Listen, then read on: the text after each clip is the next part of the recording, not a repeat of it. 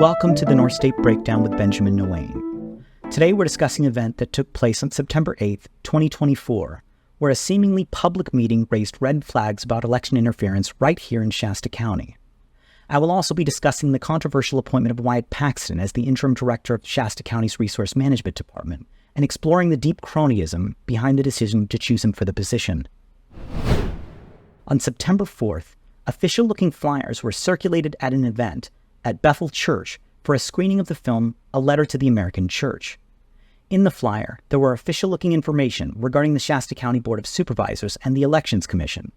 At the bottom was an invitation to what was called the Elections Task Force. So, as a private citizen, I decided to attend the Elections Task Force meeting, which was presumably aimed at addressing concerns around election integrity. The flyer for the event insinuated that it was a public gathering, open to those interested in ensuring fair and transparent elections. It was scheduled for Sunday, 3 p.m. to 4:30 p.m. at the local library, followed by a prayer group. This on the surface seemed like a nonpartisan effort to safeguard our democratic process. However, things quickly took a turn. Running the meeting was none other than Laura Hobbs, the failed District 2 candidate who continues to insist that there was cheating in her election. In fact, Hobbs currently has a lawsuit against Alan Long and Kathy Darling Allen, despite the fact that the election was certified, and Long is set to take office in January. Hobbs, along with other election deniers at the meeting, presented themselves as concerned citizens, but their actions told a different story. They discussed confirming voter registration information, implying they were using the data to control the election outcome. Where did this registration information come from? While election data is publicly available for campaign use, Hobbs is no longer a candidate.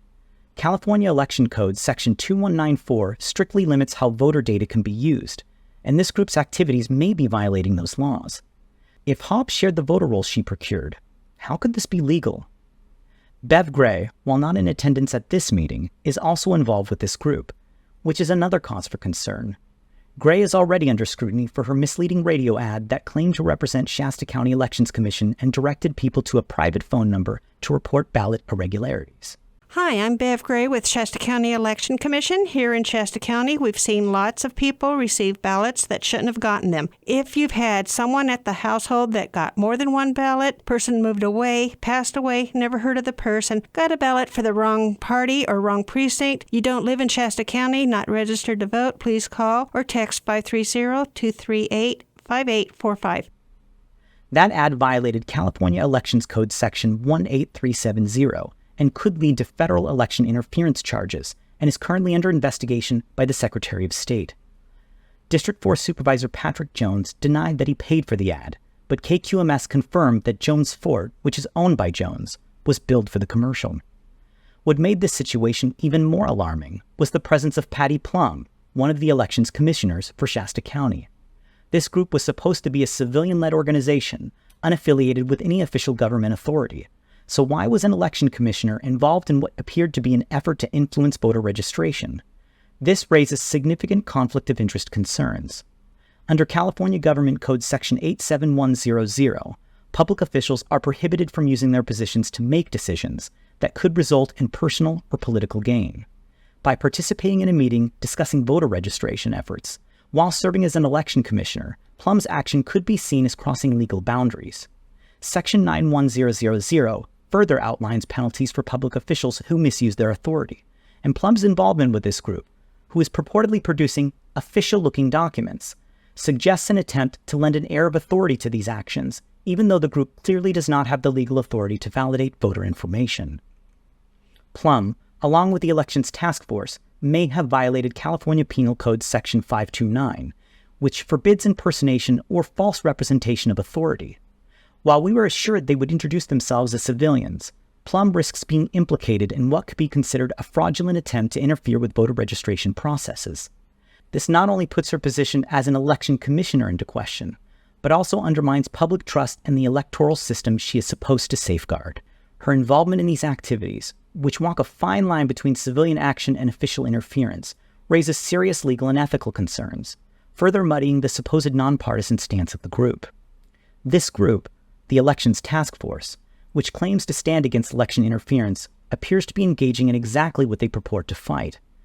By focusing on confirming registrations of select voters, they could be tipping the scales in their favor, rather than supporting a fair and open process. It was even more concerning when we were abruptly asked to leave, with Laura Hobbs declaring that the meeting was private, despite that designation not being mentioned in the flyer. This meeting shines a spotlight on a larger issue in Shasta County. Those who claim election fraud, the very people crying foul, may actually be engaging in activities that undermine the democratic process. We must ask ourselves, is the loud cry of fraud really a smokescreen for manipulating our elections from within? These election deniers, led by figures like Laura Hobbs and the Shasta County Election Commissioner Patty Plum, are positioning themselves as defenders of democracy while potentially committing the very offenses they accuse others of. Now let's discuss the appointment of the interim director of resource management.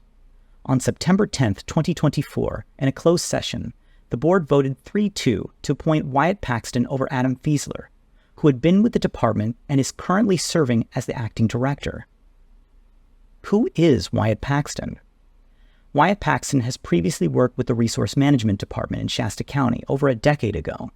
Paxton is notably tied to the Integrity Project, an effort largely backed by developer Reverge Anselmo to sway public opinion against county regulations. The Integrity Project's primary mission was to undermine the county's stance on zoning and land use restrictions, key areas of contention for Anselmo, whose developments were frequently hampered by these regulations. Serve the public. The county should work with its residents and business to assist, not to obstruct them in obtaining business permits when necessary or required by law.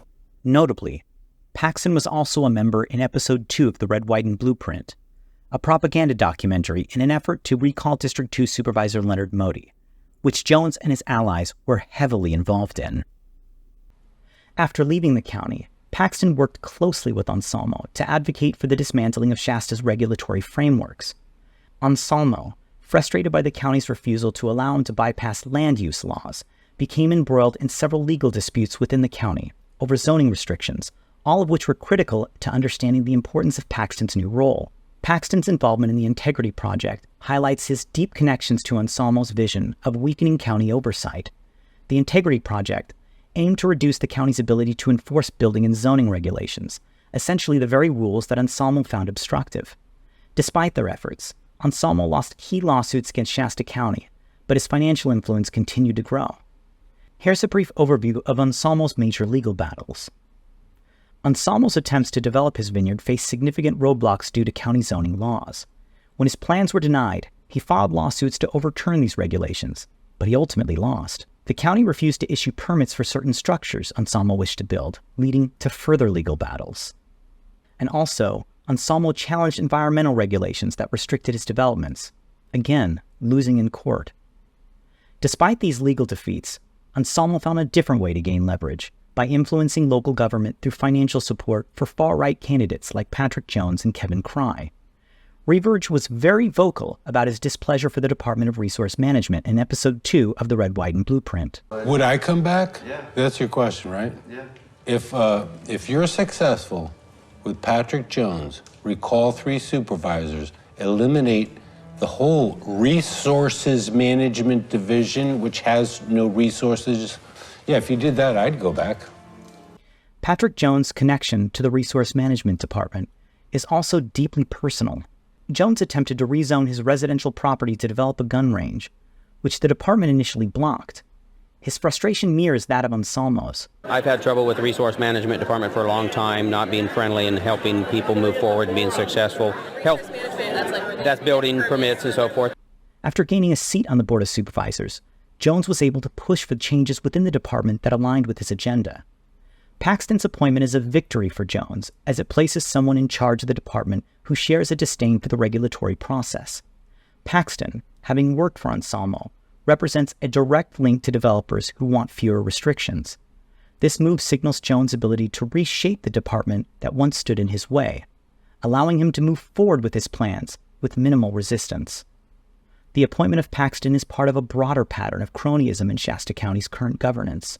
Patrick Jones and the far-right majority on the Board of Supervisors, backed by Anselmo's financial support, have been systematically playing loyalists in key positions. Some examples include Joseph Lamore as county counsel, who was placed in the position despite limited experience and a connection to Kevin Cry's employee, Amber Abrams. Dr. James Moo as the county's health officer, who was appointed despite a 7-1 vote against him in an interview panel. John Knight on the Mosquito Vector Board, who was responsible for the Red, White, and Blueprint documentary and a close ally of the far-right faction. Jones recently admitted to the Record Searchlight that Chris Kellstrom made the motion to appoint Paxton during a closed session. This admission potentially violates the Brown Act, which governs transparency in local government.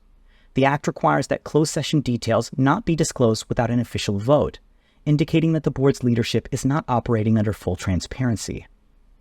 During the August 27, 2024 Board of Supervisors meeting, Mary Rickard and Tim Garman expressed concerns about the systemic bullying within the board. Is there any protection for a supervisor or anyone actually in closed session? Why is closed session not addressed in this? I just want to clarify, Monica, you mentioned that you're asking council about closed session conversations. Whatever's on our agenda, and council can correct me here, whatever's on our agenda is protected under the Brown Act. We cannot talk about it. Any other conversations, like when Supervisor Cry calls somebody a liar in closed session, can absolutely be brought to the public as long as it's not referring to the item on the calendar. And I plan on bringing these forward from here on out. They noted that the new personnel rules fail to protect elected officials from being pressured into decisions, particularly regarding closed session information. However, Kevin Cry dismissed these concerns. Accusations of bullying I take very seriously. I mean, there absolutely hasn't been any bullying. There's definitely been hard discussions. A clear minimization of the serious issues being raised. What's clear is that Shasta County's governance has been systemically dismantled by a far-right majority, with each new appointment serving a larger agenda to remove regulatory roadblocks for a select few individuals, particularly developers like Reaver John Salmo and political allies like Patrick Jones. The Resource Management Department is just the latest casualty in this ongoing effort to reshape county government. If you are concerned about the future of Shasta County and the deep-rooted cronyism that's been exposed, now is the time to act. The next Board of Supervisors meeting is scheduled for Tuesday, September 24th, 2024 at 9 a.m. at 1450 Court Street. Attend the meeting and voice your concerns about the direction the county is heading in and the blatant violations of transparency and accountability laws, like the Brown Act. Together, we can demand better leadership for Shasta County. And that's The Breakdown.